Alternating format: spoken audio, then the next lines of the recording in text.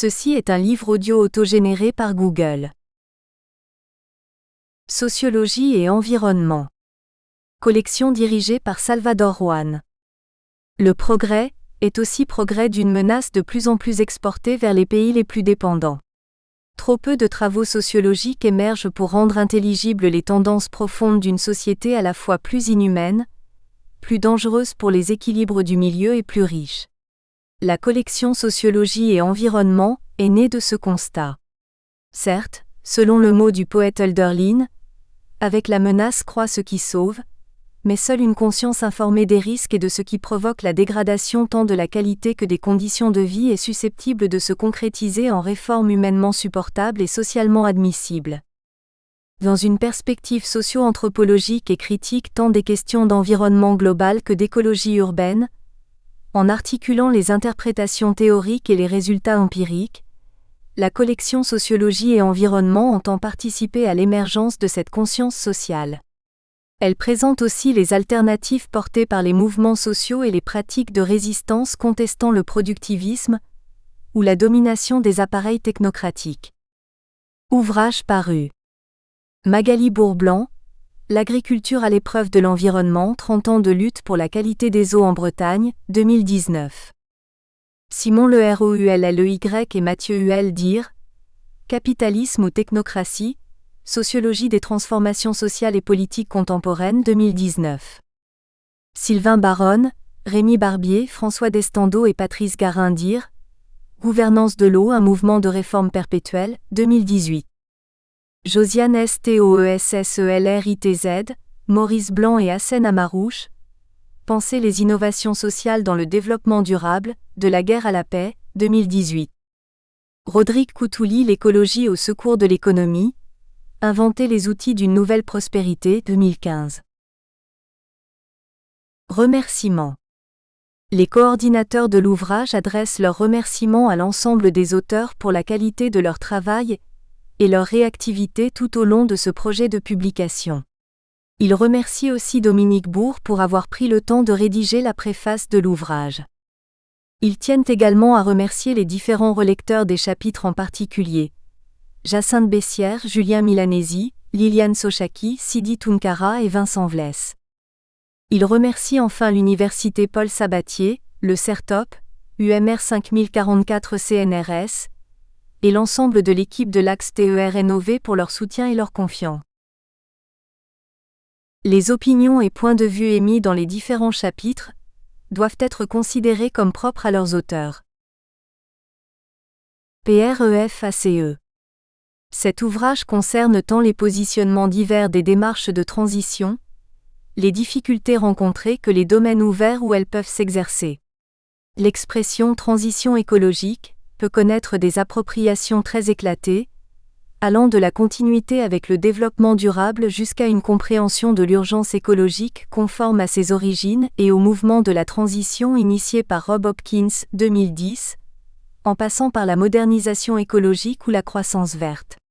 Le lecteur pourra mesurer le nombre absolument ouvert de domaines où il peut être question de transition, en matière d'énergie et de coopératives énergétiques, relatives au tourisme avec parfois des interrogations remettant en cause les déplacements à grande distance, dans le domaine des agricultures quant aux nanotechnologies, concernant le transport et les hôpitaux, et le tout en suscitant des imaginaires divers. Et la liste n'est pas close. Concernant la raison d'être de ces transitions, à savoir l'état désormais menaçant du système Terre, force est de constater qu'il ne suffit pas d'en être informé et conscient pour passer à une action qui soit à l'aune des difficultés soulevées. La participation n'est pas suffisante, et c'est souvent un véritable accompagnement des acteurs locaux qui constitue la clé du changement. La lenteur et les difficultés de la transition ont rendu nécessaires les politiques d'adaptation et de résilience. Remarquons qu'en dehors d'initiatives effectives sur les territoires, la transition est souvent l'occasion d'engagements rhétoriques d'autant plus forts qu'ils sont lointains, à l'échéance de quelques décennies. Le GIEC a été créé en 1988. Les stratégies de biodiversité se sont lentement mises en route dans la foulée de Rio 92, et depuis lors les émissions de gaz à effet de serre n'ont jamais cessé d'augmenter.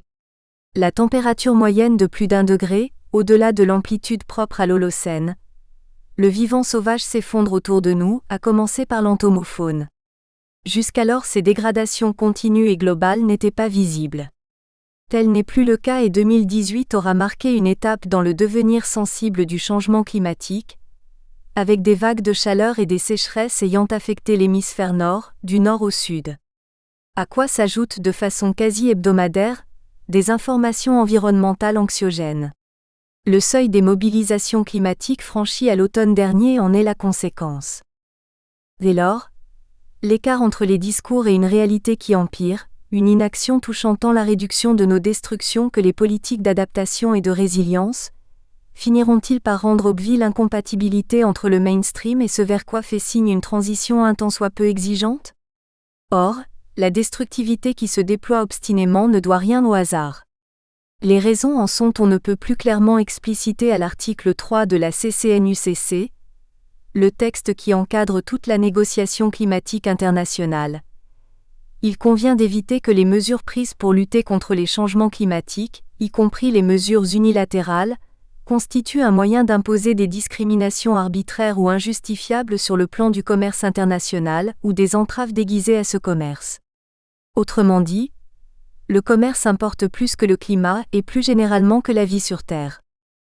Or, la logique de croissance ne vise pas tant la satisfaction de besoins fondamentaux et au-delà l'accroissement du sentiment de bien-être, que de substituer à des relations sociales spontanées ou à des mécanismes naturels, des activités marchandes et techniques, et ce, souvent au bénéfice d'un petit nombre. Le cas de l'agriculture en constitue une parfaite illustration. Le procédé Haber-Bosch de captation synthétique de l'azote a détaché les activités agricoles du cycle naturel de l'azote. Les pesticides de la révolution verte les ont plus abstraites encore de la vie des sols et de l'entomofaune. La transgenèse a remisé au passé l'utilisation de la reproduction naturelle, et il est désormais question de commercialiser de la viande artificielle. À chaque fois, des pans entiers d'activités sociales et des mécanismes naturels se sont vus remplacés par des activités marchandes concentrant la richesse, avec une destruction notable du capital naturel et des perturbations accrues du système Terre. Jusqu'où irons-nous? Jusqu'à quand la politique des faux-semblants pourra-t-elle se maintenir?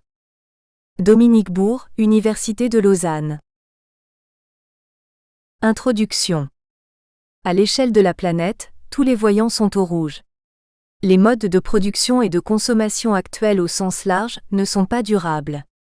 L'appel, signé en 2017 par 15 000 scientifiques issus de 184 pays, a tiré la sonnette d'alarme sur l'état écologique du monde.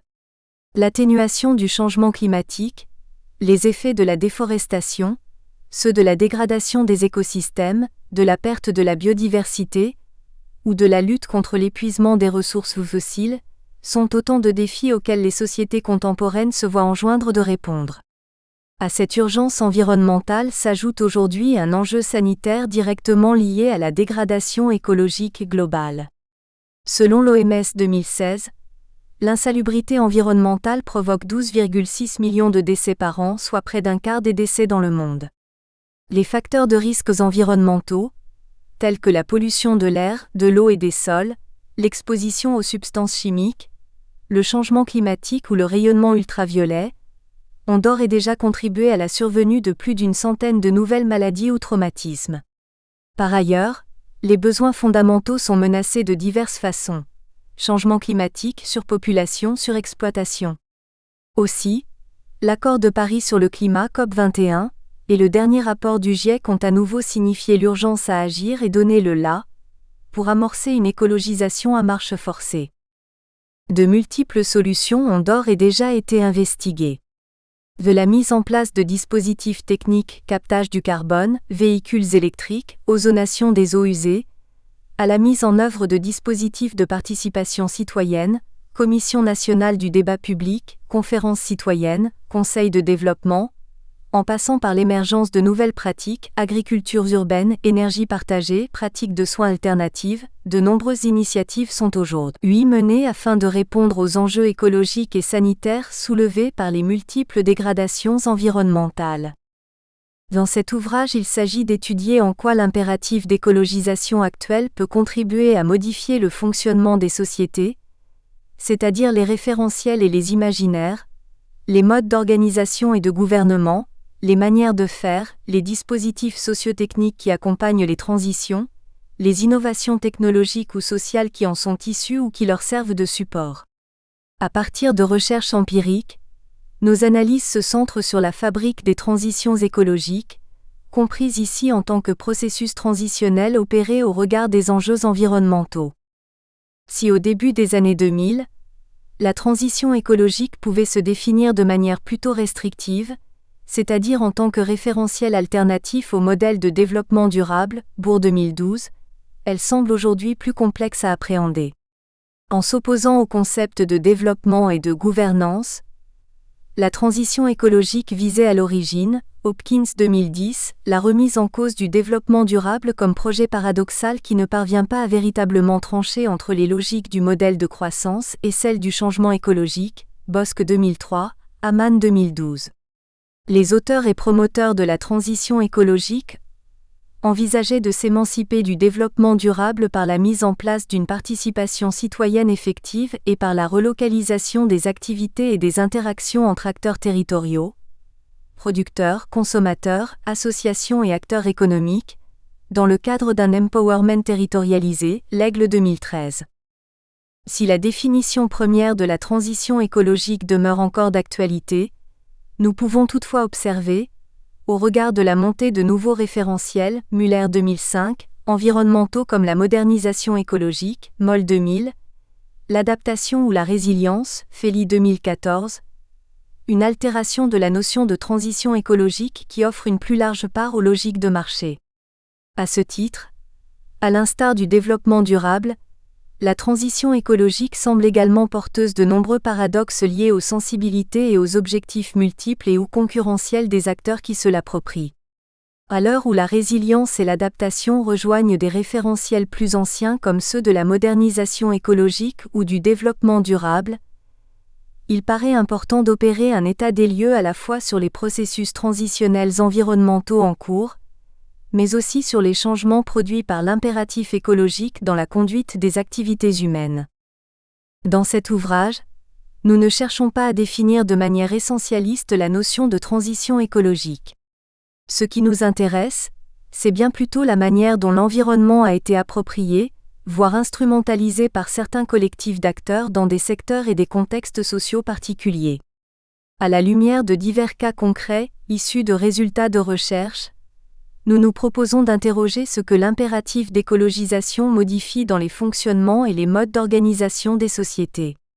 Les transitions étudiées sont plurielles et multiscalaires, et sont analysées à travers les dynamiques et les processus qu'elles déclenchent. L'ouvrage collectif que nous proposons puise également son originalité dans son approche pluridisciplinaire et multifacette des dynamiques analysées. En effet, les dimensions cognitives, sociales, économiques et politiques des phénomènes socio-environnementaux imposent de recourir au croisement des regards disciplinaires afin de rendre compte de leur complexité. À partir d'études de cas variés, notre objectif est d'éclairer les processus et la complexité de la mise en œuvre des projets transitionnels. Les concepts de complexité et de simple X-ité accent aigu tels que définis par Berthoz et Petit 2012, sont donc mobilisés conjointement dans les différentes contributions proposées aux lecteurs, qui pourront ainsi s'approprier des éléments concrets. Dans ce livre, une attention particulière est ainsi portée à l'analyse des dynamiques des transitions impulsées. Comment les transitions émergent-elles? De quel modèle de société sont-elles porteuses? Comment évoluent-elles? Comment sont traités les jeux d'asymétrie habituels? Quelles en sont les conséquences sur le fonctionnement des collectifs d'acteurs, sur les jeux de réseau?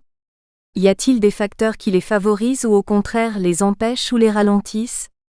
Quels sont les rôles des différents acteurs qui sont invités à participer ou à accepter les démarches de transition? Quels effets d'apprentissage peut-on y découvrir?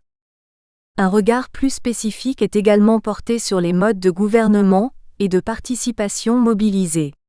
En effet, les injonctions institutionnelles peuvent apparaître parfois contradictoires. Des affrontements, des concertations, des synergies se créent. Quelles sont les conditions et les conséquences de ces interactions sociales? La place des territoires locaux dans les processus de transition fait aussi l'objet d'un éclairage singulier. Le territoire apparaît comme une échelle privilégiée de mise en œuvre des politiques publiques visant notamment à promouvoir une société décarbonée. PCAET, SCOT, SRADDET, TEPOS, PAT, gestion des flux touristiques. Mais comment ces politiques sont-elles mises en œuvre sur les territoires au regard des multiples enjeux économiques, politiques et environnementaux qui les traversent? Les plans d'alimentation territoriaux, PAT, de l'agroécologie mise à l'agenda par le ministère de l'Agriculture depuis 2012, ou la loi sur la transition énergétique pour la croissance verte mise en œuvre en 2015 en sont deux bons exemples. Si ces différentes politiques mettent en avant la vertu écologique du local ou du territorial, les spécificités territoriales peuvent cependant constituer un facteur limitant. Enfin, nous étudions les divers outils, les dispositifs sociotechniques, les initiatives, les innovations qui sont déployées au sein et ou en appui des processus transitionnels, par exemple. Usage des réseaux sociaux pour la formation à la gestion des pollutions en agriculture urbaine. Il s'agit alors plus de comprendre les représentations, les croyances, les imaginaires et les multiples rationalités qui sous-tendent la mise en place, l'appropriation ou le rejet de ces dispositifs. Cet ouvrage s'articule ainsi autour de 3 parties. La première analyse les caractéristiques plurielles des processus transitionnels en cours. Alors que Steve Jonkou, Marie Mourad et Florian César étudient les référentiels pluriels qui sous-tendent la notion de transition écologique, dans le cadre de l'étude Bien vivre en zéro déchet de l'ADEME, Marie-Christine Zellem aborde quant à elle la transition écologique sous l'angle de la question démocratique. Elle analyse la participation citoyenne dans les processus de transition énergétique sur l'île Dieu et montre que ce dispositif cherche encore son public. De son côté, Vincent Vlès décrit les tensions entre mutation et résistance au changement, au sein d'une activité touristique en reconversion au regard des enjeux écologiques et de développement économique. Enfin, Sidi Tounkara étudie l'intégration de la question environnementale dans le secteur agricole à Dakar en prenant appui sur les pratiques de valorisation des déchets organiques dans le maraîchage périurbain. Une deuxième partie porte sur les distorsions, ajustements et contraintes dans la mise en œuvre de la transition écologique. Julien Milanesi aborde la notion d'imaginaire, telle que définie par Cornelius Castoriadis. En analysant les conflits autour de la définition des besoins dans le domaine des grandes infrastructures de transport, il montre comment les imaginaires structurent les modèles de prévision de mobilité et interroge les possibilités de transition écologique dans ce secteur d'activité. Geoffrey Carrère analyse quant à lui les processus de transition écologique opérés en milieu hospitalier face au risque de contamination des milieux aquatiques par les résidus de médicaments. Il met en lumière les asymétries dans la mise en visibilité du risque entre acteurs hospitaliers, qui interroge les possibilités de requalification des pratiques hospitalières. Enfin, Immaculada Diaz Soria analyse, dans la ville de Barcelone, l'émergence d'une nouvelle forme de tourisme transformant les espaces de proximité du quotidien en espaces d'intérêt touristique au regard des enjeux environnementaux. La troisième partie de l'ouvrage porte sur les changements opérés dans un contexte de transition écologique. Camille Dumas propose un retour d'expérience ainsi qu'une revue bibliographique interdisciplinaire sur l'agriculture urbaine. Elle montre en quoi les projets d'agriculture urbaine ont participé à la création de synergies entre acteurs. Elle souligne toutefois que certaines contraintes demeurent en termes de conflits d'usage des sols notamment. Jacinthe Bessières et Alexis Anne montrent quant à eux comment la transition écologique du milieu agricole fait émerger aujourd'hui de nouvelles activités touristiques au sein des exploitations. Ces auteurs montrent comment cet agritourisme tend à faire naître des processus transitionnels autour de la production alimentaire.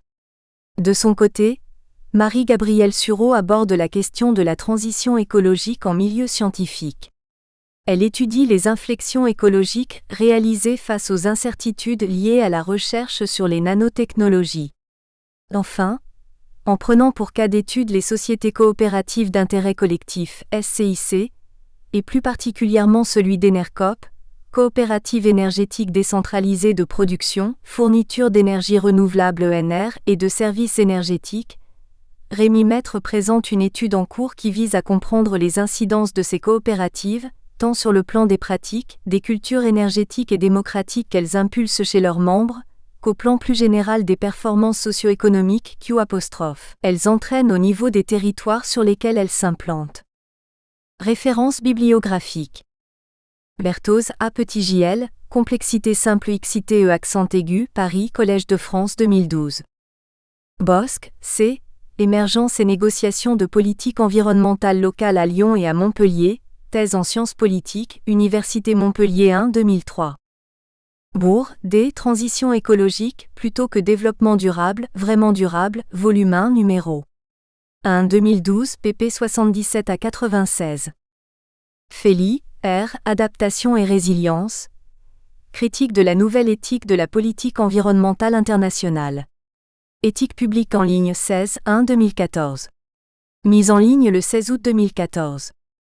Aman, P. Développement durable et gouvernance urbaine, perspectives croisées in Barbière, Boud P. Bosonnet J.P., Cando J., Dobré Monsieur, Lewisen, Rudolf F. Dir, Manuel de sociologie de l'environnement, presse de l'Université Laval, 2012, pp 259 à 274.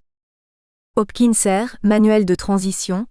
De la dépendance au pétrole à la résilience locale, Montréal, Écosociété 2010.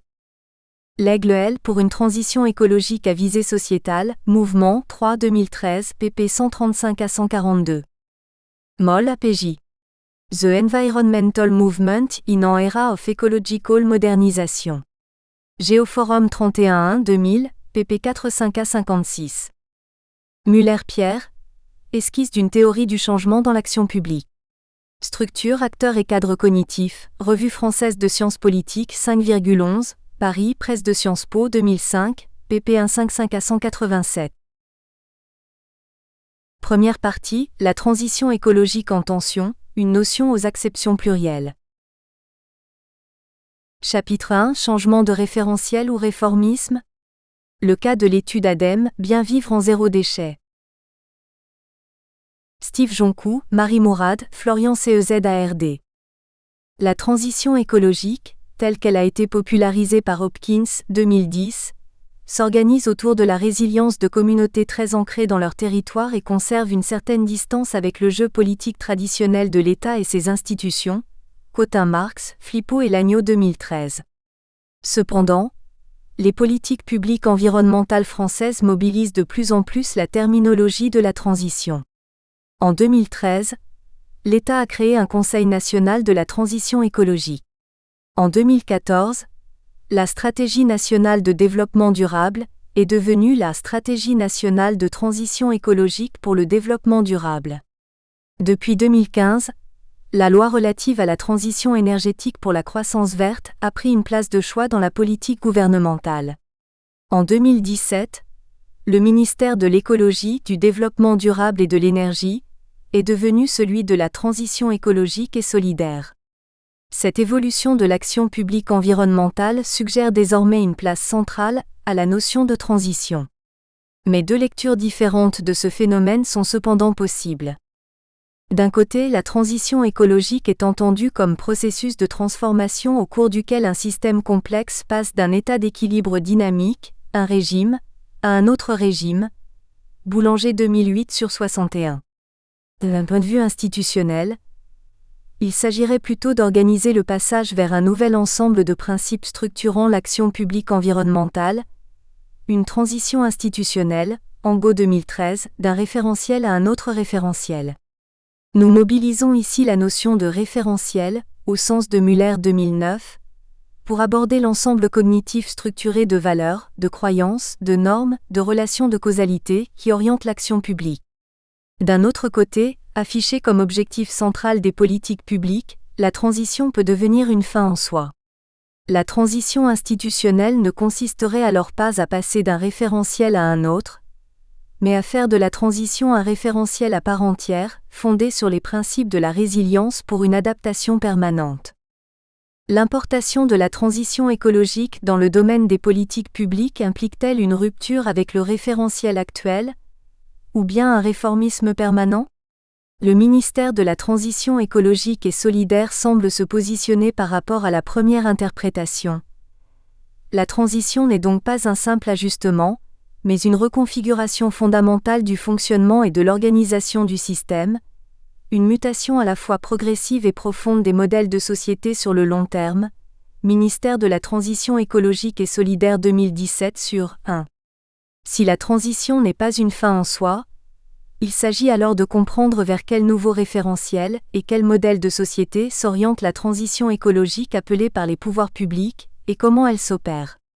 Plus largement, notre perspective consiste à analyser les implications de la transition, telle qu'elle est mobilisée dans les politiques publiques environnementales, en la positionnant dans la diversité des modalités d'écologisation de la société. L'écologisation renvoie à l'ensemble des processus et procédures par lesquels la société prend en compte l'environnement dans sa dynamique de développement. Mellard 2008 sur 14. Nous allons voir, à travers l'analyse d'un cas d'étude, que ces deux conceptions de la transition ont des implications concrètes différentes qui peuvent néanmoins cohabiter au sein d'une même organisation. Le point de départ de nos investigations empiriques est une étude commanditée par l'Agence de l'environnement et de la maîtrise de l'énergie, ADEME.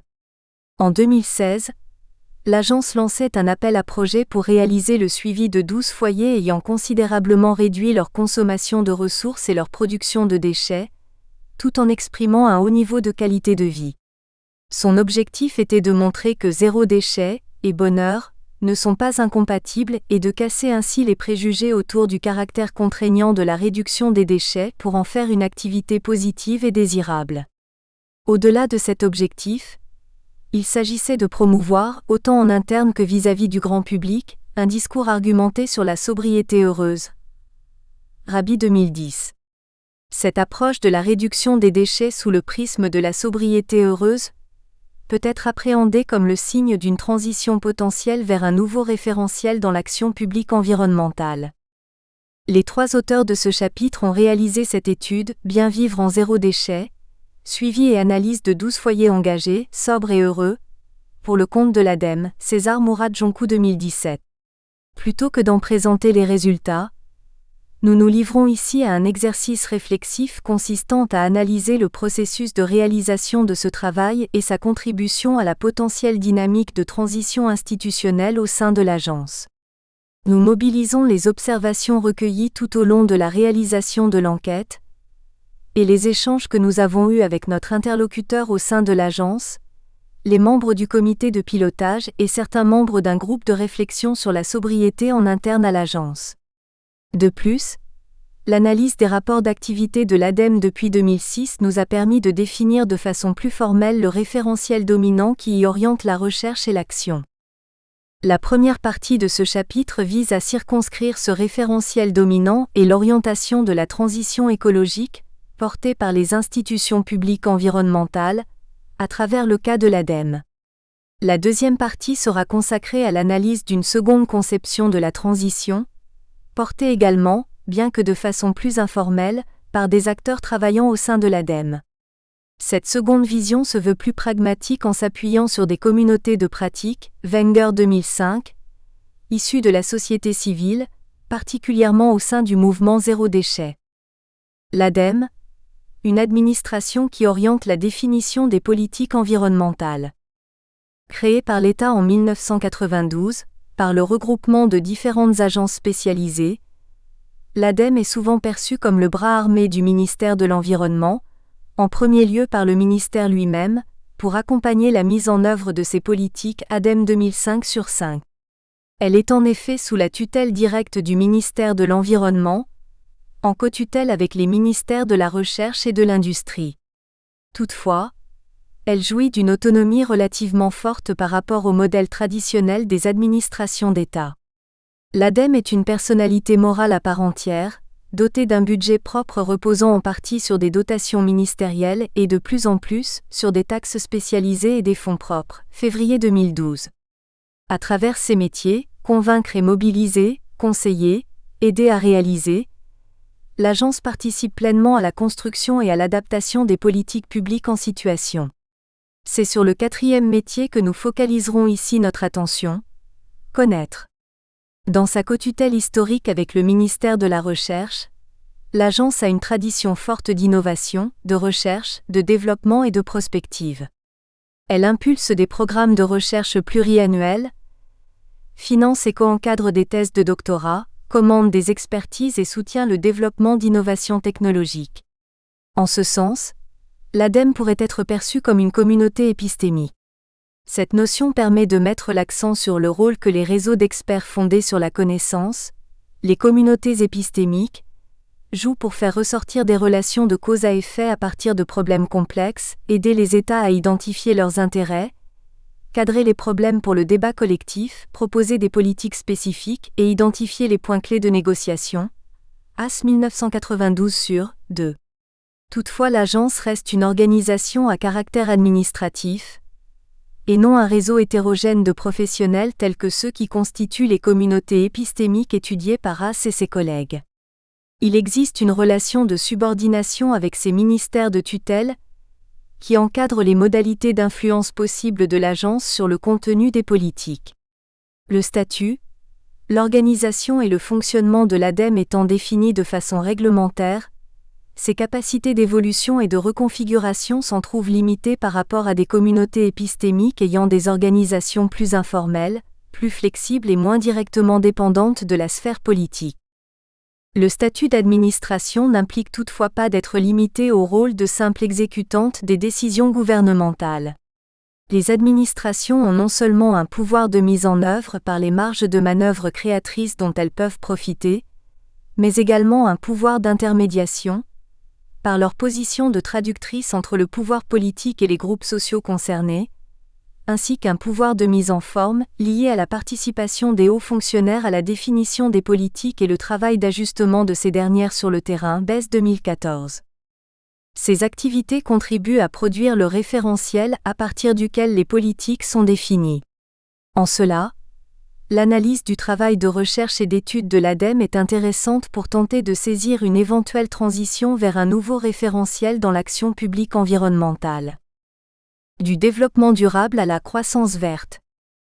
Depuis 2015, la loi relative à la transition énergétique pour la croissance verte, LTECV, portée par le ministère de l'Environnement fait office de texte de référence pour l'ADEME. L'énergie y reste parmi les thématiques centrales, et la transition énergétique est clairement affichée comme au cœur de l'ADEME. Mais cette transition va bien au-delà de la seule politique énergétique. La LTECV oriente la stratégie Recherche-Développement-Innovation 2014 à 2020 de l'agence, de même que la politique de gestion des déchets. Le plan de réduction et de valorisation des déchets 2025 s'inscrit en effet dans la loi sur la transition énergétique comme une contribution centrale à la mise en place d'une économie circulaire, elle-même chantier clé pour la croissance verte, ministère de l'Environnement, de l'Énergie et de la Mer, 2016. La transition consisterait donc à aller vers une économie circulaire pour une croissance verte. Ces termes sont relativement récents dans les publications officielles de l'ADEME et sont apparus sensiblement en même temps que le terme de transition. Dans les rapports d'activités annuels, entre 2006 et 2016, le terme de transition apparaît une fois en 2006, associé strictement à la question énergétique, et n'est pas mentionné en 2007.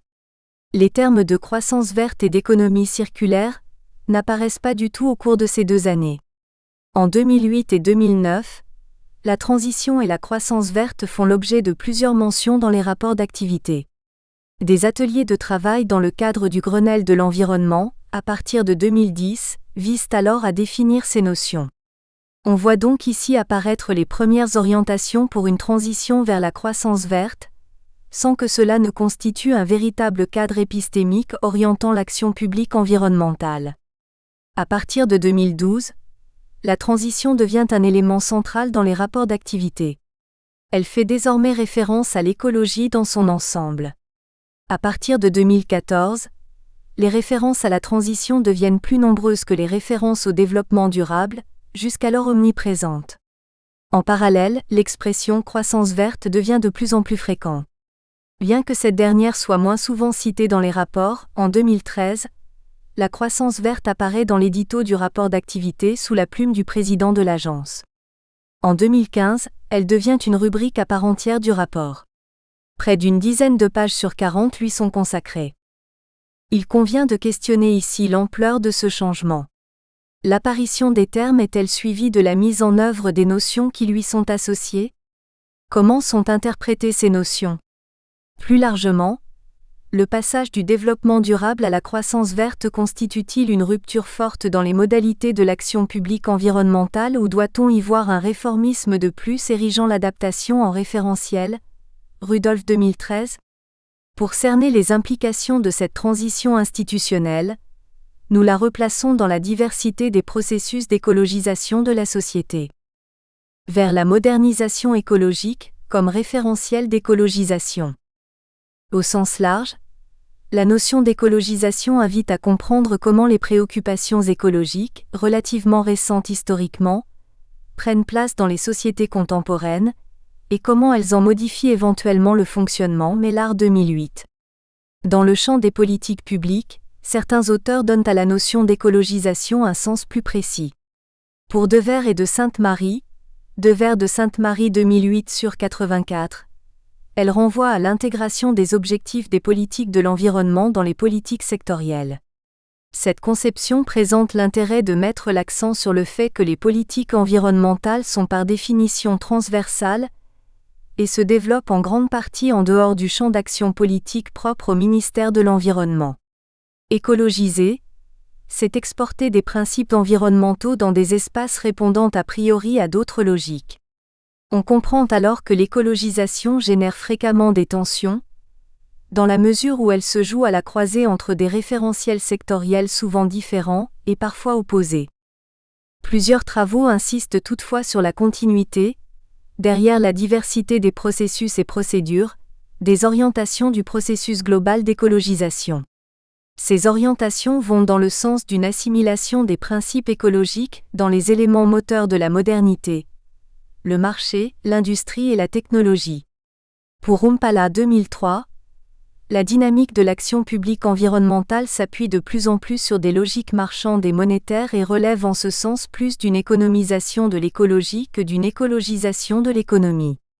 Pour Rudolph 2013, en prenant la croissance durable grâce à l'évolution vers des technologies vertes, l'écologisation s'inscrit pleinement dans la dynamique de l'Occident et son idéologie du progrès.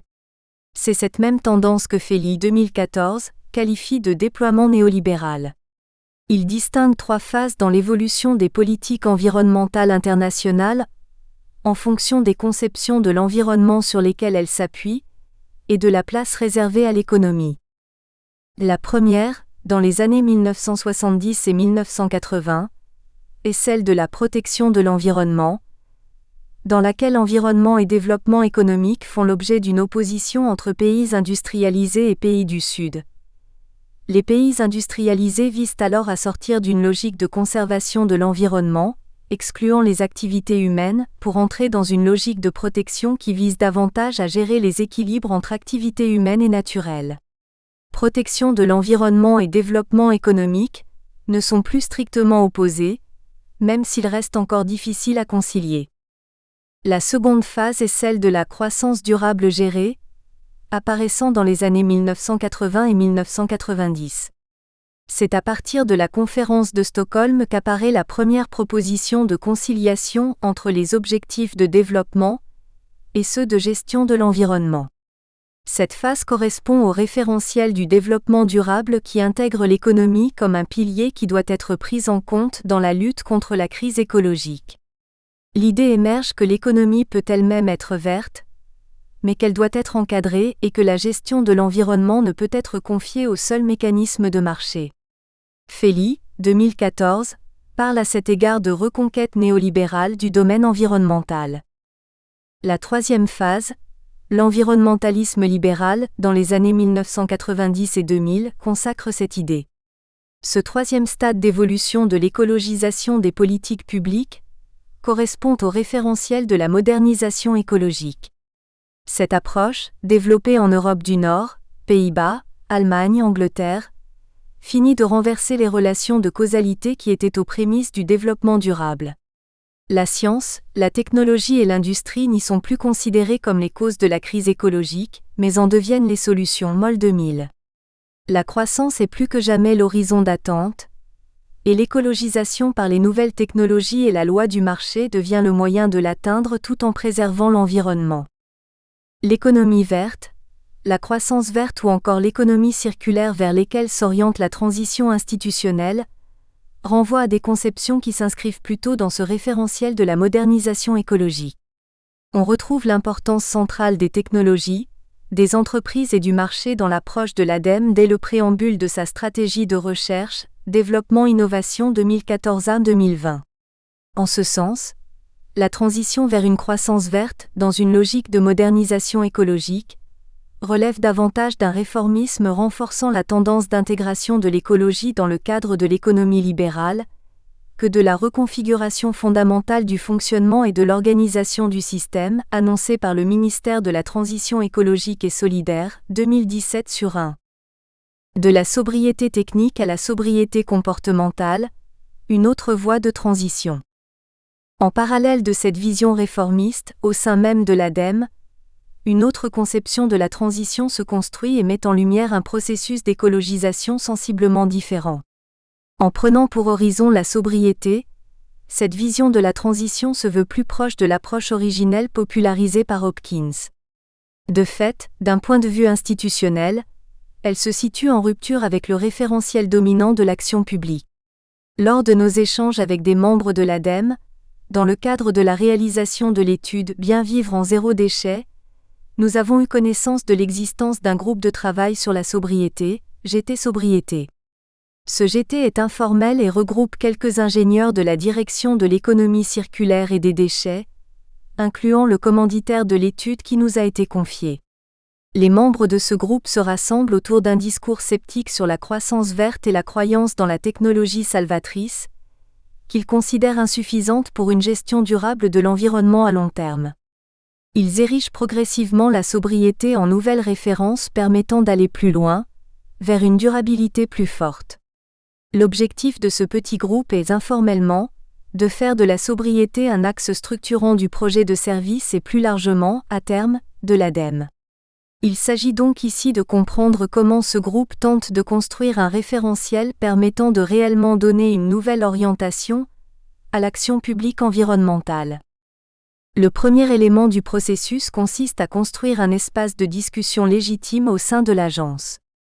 Il s'agit d'abord, pour les quelques membres du GT porteurs de cette vision, de ne pas s'opposer au référentiel dominant au risque de se marginaliser. Ils œuvrent donc à inscrire leur approche en continuité avec l'approche générale de l'agence. L'inscription récente de la transition écologique comme orientation politique forte apparaît alors comme une opportunité pour faire le lien entre leur conception de la sobriété et le référentiel dominant. À travers une série de réflexions, de références bibliographiques et d'études, le groupe de travail définit progressivement un nouvel ensemble de possibles relations de causalité permettant de créer un cheminement intellectuel entre la croissance verte et la sobriété, pouvant aller jusqu'à la croissance ou la décroissance. Cette construction cognitive s'articule autour de la réduction des déchets, objet central du service dans lequel évolue le groupe thématique « Sobriété ». On peut reconstruire ce cheminement de la façon suivante. La transition est orientée vers la croissance verte, qui s'appuie officiellement depuis la LTECV sur l'économie circulaire. Celle-ci correspond à une nouvelle approche de la politique de réduction des déchets, qui repose notamment sur l'initiative promue par le ministère de l'Écologie et dont la réalisation est confiée à l'ADEME, les territoires zéro déchet, zéro gaspillage. Ces derniers sont inspirés du mouvement international zéro déchet, porteur d'une approche de réduction des déchets, qui repose sur le do-it-yourself et la réduction du gaspillage, ainsi que sur la réduction de la consommation. Ce mouvement peut, de ce fait, être associé à une logique de sobriété. Le chemin est ainsi tracé pour pouvoir penser la sobriété sans rupture nette avec la croissance verte, et progressivement déplacer le curseur d'un bout à l'autre de cette articulation logique. Ce cheminement intellectuel allant de la croissance à la sobriété prend d'autant plus facilement place au sein de l'ADEME que l'agence n'est pas étrangère à la notion de sobriété. Comme la transition écologique, la notion de sobriété s'est d'abord développée en dehors de la sphère institutionnelle. Elle est issue des réflexions sur la simplicité volontaire qui ont été popularisées par des penseurs tels que Pierre Rabhi, 2010, ou Serge Latouche, 2011. Ces penseurs évoluent au sein de communautés épistémiques, qui, jusqu'aux années 1990, étaient peu à même d'influencer directement le référentiel des politiques publiques environnementales. La notion de sobriété a toutefois gagné progressivement une légitimité institutionnelle dans la première décennie des années 2000. Par exemple, le scénario Négawatt est pris en considération dès les réflexions du Grenelle de l'environnement. Ce scénario de réduction énergétique fait de la sobriété un de ses 3 piliers, avec l'efficacité énergétique et les énergies renouvelables. La sobriété énergétique fait également l'objet de travaux académiques universitaires, Bourg-Papeau 2010, Zelem 2010, Zuba-Semal 2010, et gagne en légitimité. Elle trouve alors sa place dans le discours et les politiques de l'ADEME. Totalement absente en 2006, la sobriété apparaît dans les rapports d'activité de l'agence à partir de 2007 avec le lancement d'un programme de recherche, écotechnologie, procédés sobres et propres. L'utilisation de la notion au sein de l'ADEME dérive directement du scénario de l'association Négawatt. Toutefois, la prospective sur les aspects de la sobriété liés aux comportements individuels est considérée par l'agence comme plus délicate. Elle est en conséquence moins développée que les autres piliers du scénario, Semal-Zuba-Villalba 2015. Ainsi, lorsqu'elle fait son apparition au sein de l'agence, la sobriété est associée uniquement à la question de l'énergie. Elle renvoie à l'idée de développer des technologies sobres qui consomment peu d'énergie, plus que de travailler directement sur l'évolution des comportements de consommation. On peut à ce stade différencier une sobriété technique d'une sobriété comportementale. Ce déplacement dans le sens de la notion, entre la vision de l'association Négawatt et sa redéfinition au sein de l'agence, repose sur ce que Semal et al. Nomment l'indéfinition sémantique de la notion de sobriété qui conduit à des usages très extensifs du terme, pouvant aller jusqu'à englober toute mesure d'efficacité énergétique ou de MDE, maîtrise de la demande énergétique. Semal-Zuba-Villalba 2015 sur 352. La sobriété énergétique se démarque pour cela d'un lien mécanique avec la réduction de la consommation, qui pourrait conduire à la décroissance. Elle est mise en compatibilité avec le référentiel de croissance verte, qui s'impose dans les politiques environnementales à la même époque. Rapidement, la sobriété énergétique devient un élément important de l'action de l'ADEME en matière d'énergie. Et la notion de sobriété, dans son acception techniciste, s'étend à différents domaines. Si l'on suit de nouveau l'évolution des rapports d'activité, les mots sobre et sobriété apparaissent régulièrement à partir de 2007 et s'appliquent peu à peu à d'autres domaines tels que ceux du bâtiment ou des transports. C'est en 2011 que la notion de sobriété apparaît dans un sens plus comportemental, mais associée à la crise économique. Elle semble en cela plus contrainte que volontaire. En 2014, l'éditorial du président de l'ADEME qui ouvre le rapport d'activité se conclut ainsi: l'ADEME apportera son soutien à chacun pour participer à la mise en mouvement de la société vers un avenir plus sobre et plus équitable. ADEME 2014b 3. C'est la première fois que l'on trouve cette notion à une place de choix dans les rapports d'activité. Un glissement s'opère dès lors vers un sens plus comportemental et sociétal de la sobriété. Puis, en 2016, l'éditorial prend une position pleinement explicite en faveur d'une sobriété comportementale volontaire. Nos concitoyens comprennent de plus en plus que la sobriété n'est pas synonyme de retour à l'âge de pierre. Il s'agit d'inventer un nouvel art de vivre, tout aussi désirable que l'ancien, mais moins destructeur pour l'environnement et la santé. C'est dans le changement choisi et assumé de nos comportements, associé à l'acceptation des innovations technologiques, que se trouve un des leviers de la transition énergétique et écologique, ADEME 2016a 6. La sobriété trouve une place au sein de l'ADEME d'abord à travers une approche technique, en compatibilité forte avec le référentiel dominant. Mais l'évolution récente vers des références à une sobriété plus comportementale et volontaire ouvre la voie à un changement d'approche. En utilisant l'expression sobriété heureuse, plutôt que simplicité volontaire par exemple, les membres du GT Sobriété peuvent inscrire leur conception de la transition, bien que relativement en rupture, dans une certaine continuité avec le référentiel dominant. L'impact de ce message à l'échelle de l'ensemble de l'agence doit toutefois être relativisé, dans la mesure où l'introduction de cette conception comportementale de la sobriété dans l'éditorial de 2016 repose largement sur quelques membres du groupe de travail sobriété, qui ont participé à sa rédaction. Néanmoins, les messages officiels du président de l'agence légitiment le développement d'une approche cognitive de la réduction des déchets construite autour d'une sobriété comportementale volontaire, au-delà d'une sobriété technique. C'est dans ce contexte qu'émerge l'étude « Bien vivre en zéro déchet », visant, pour les membres du GT, à crédibiliser une approche des déchets en termes de sobriété heureuse. Vers une sobriété heureuse, déconnectée de la croissance économique. C'est en 2014 que la direction « Économie circulaire et déchets » de l'ADEME commence à s'intéresser au thème de la sobriété comportementale sous l'angle scientifique. La première étude exploratoire porte sur le thème des frugaux volontaires, Ramirez 2016. Cette étude, sous forme d'un documentaire anthropologique, vise à montrer que des individus issus de trajectoires variées peuvent adopter volontairement un mode de vie frugal. Elle traite de célibataires et de familles, d'urbains et de ruraux, aux revenus plus ou moins élevés. La réalisation d'un documentaire vidéo mettant en scène ces frugaux témoigne de la volonté de l'ADEME de construire des figures exemplaires, des idéotypes variés incarnant ce mode de vie, pour inspirer d'autres personnes à l'adopter. La variété de profils vise à construire de nouvelles expériences, de nouvelles connaissances profanes au sens d'Acriche 2010, permettant de normaliser la sobriété en tant que mode de vie. En 2015, un membre du GT Sobriété évoque auprès de sa hiérarchie le thème de la qualité de vie pour une étude sur la réduction des déchets. L'appel d'offres de l'ADEME Bien vivre en zéro déchet, lancé en janvier 2016, précise que l'agence souhaite savoir si des familles peuvent atteindre un haut niveau de qualité de vie tout en ayant un niveau de consommation de ressources et de production de déchets sobre. Elle pourra ainsi contribuer à proposer une voie crédible pour une consommation plus sobre alliant un haut niveau de qualité de vie. ADEME 2016b, 8. En cohérence avec les éditos du président de l'agence, la consigne est claire. La sobriété ne se fera pas au détriment de la qualité de vie.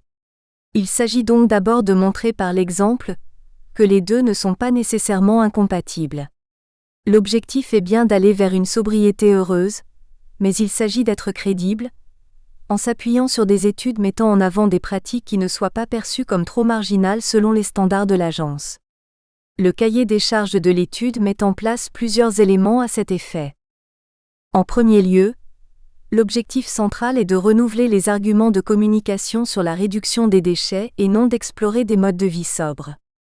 L'argumentaire central du cahier des charges repose sur l'idée que le recyclage peut être perçu par certains acteurs comme un effort plus ou moins supportable et que la réduction des déchets est souvent associée à des restrictions pouvant engendrer une perte de confort et de qualité de vie, voire un retour à la bougie.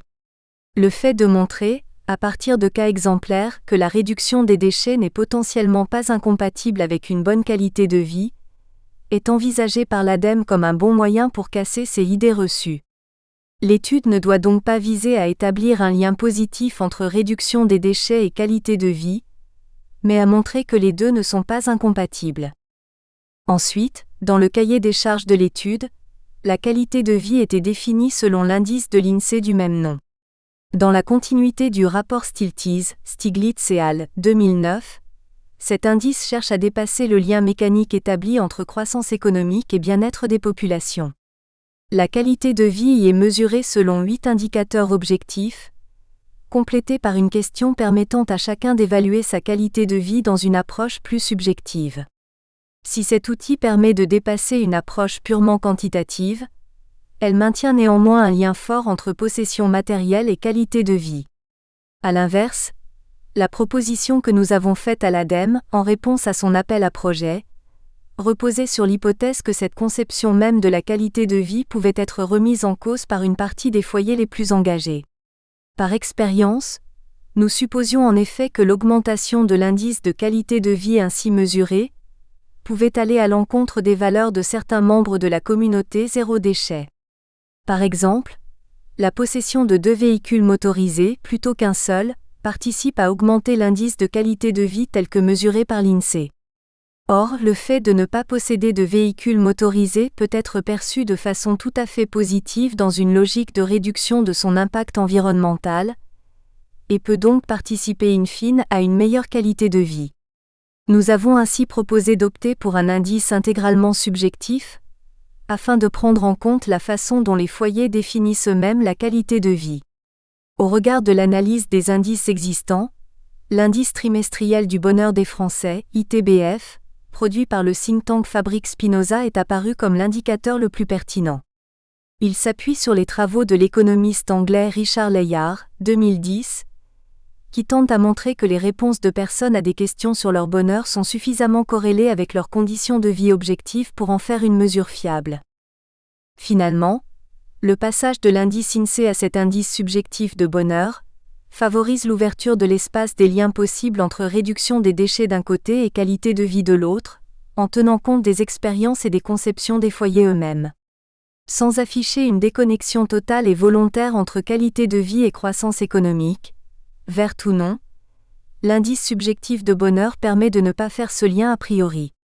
Dans l'ITBF, les enquêtés se positionnent par rapport à leur propre conception du bonheur et comment ils considèrent y contribuer ou non. Des entretiens individuels semi-directifs avec les membres des foyers visaient en parallèle à préciser la définition du bonheur qui leur servait de référence et les éléments y participant. Ces entretiens ont confirmé par exemple que le sentiment de reprise de contrôle de leur vie, lié notamment à une réduction de leur consommation matérielle, était plus déterminant dans la conception de la qualité de vie que leurs conditions de vie matérielles. Ce dispositif théorique et méthodologique permettait ainsi de ne pas se positionner en opposition avec les orientations du référentiel dominant tourné vers la croissance verte, tout en ouvrant la possibilité de le questionner à travers les conceptions et les pratiques des foyers témoins. Leurs pratiques peuvent montrer de surcroît que la sobriété, au regard de l'ITBF, ça marche. Dans le sens où la réduction des déchets peut être efficace sans réduire le bonheur. C'est cette perspective qui a contribué à ce que notre offre retienne l'attention de l'ingénieur responsable de cette étude. Celle-ci permettait de concilier ces réflexions au sein du GT Sobriété, avec un positionnement qui ne soit pas en rupture vis-à-vis de l'ADEME en tant qu'institution. Fondamentalement, ce dispositif d'étude participe à favoriser la légitimation d'un discours alternatif en le faisant reposer sur l'étude d'une communauté de pratiques, en l'occurrence celle formée par le mouvement Zéro Déchet. C'est ce processus particulier d'écologisation que nous allons approfondir dans la dernière partie à venir. La communauté de pratiques Zéro Déchet, comme élément d'évolution du référentiel dominant. Aborder la réduction des déchets à travers le bonheur plutôt que la qualité de vie permettait aux commanditaires de l'étude de ne pas l'inscrire a priori dans le cadre de la croissance verte. Dans le même temps, cela rendait possible un discours sur la sobriété comportementale volontaire. Discours qui est attendu et même recherché par la sélection de foyers témoins dans le mouvement Zéro Déchet. La méthodologie d'enquête foyer témoin faisait partie des éléments clés du dispositif d'évolution du référentiel. Elle était au centre du cahier des charges, qui faisait reposer l'étude sur le suivi d'une dizaine de foyers considérés comme des témoins du fait que la réduction de la consommation et des déchets n'est pas incompatible avec un haut niveau de qualité de vie. Les 10 foyers devaient donc être sélectionnés pour être exemplaires, autant en termes de qualité de vie que de faible production de déchets. Le mouvement Zéro Déchet était clairement identifié dans le cahier des charges comme une référence pour le repérage et la sélection des foyers. Le zéro déchet renvoie à l'adoption de pratiques visant à réduire au maximum les déchets, acheter en vrac et sans emballage, faire du compost, se passer des objets inutiles ou à usage unique, ou encore remplacer certains produits cosmétiques ou ménagers par des produits de base, bicarbonate de soude, vinaigre blanc, huiles essentielles, etc. Ce mouvement trouve son inspiration autant dans des recueils de savoir-faire pratiques relevant du do-it-yourself, bricolage, nettoyage, cuisine, jardinage, que dans des réflexions sur la simplicité volontaire et le minimalisme, l'art du rangement ou la décroissance. Depuis quelques années, des individus ou familles médiatisées ont adopté le terme zéro déchet pour promouvoir ce mode de vie leur permettant généralement de vivre en produisant des déchets résiduels annuels de l'ordre d'1 ou 2 kg. Une Française installée aux États-Unis, Bea Johnson, a publié en 2013 le livre Zéro déchet, Comment j'ai réalisé 40% d'économie en réduisant mes déchets à moins d'1 litre par an. Johnson 2013, qui a eu un écho considérable. Au-delà de cette figure médiatique, le mouvement Zéro déchet se propage particulièrement à travers les blogs et les groupes dédiés sur les réseaux sociaux. En parallèle de ces réseaux populaires et militants, le zéro déchet fait référence également à de plus en plus de collectivités qui participent à des projets territoire zéro déchet, avec le soutien du ministère de l'Environnement via l'accompagnement de l'ADEME. L'identification du mouvement zéro déchet, comme creuset de recrutement des foyers témoins, permet également de concilier une approche légitime institutionnellement, en référence à... Nous espérons que vous avez apprécié cet aperçu. Pour continuer à écouter ce livre audio sur Google Play Livres, utilisez le lien dans la description de la vidéo.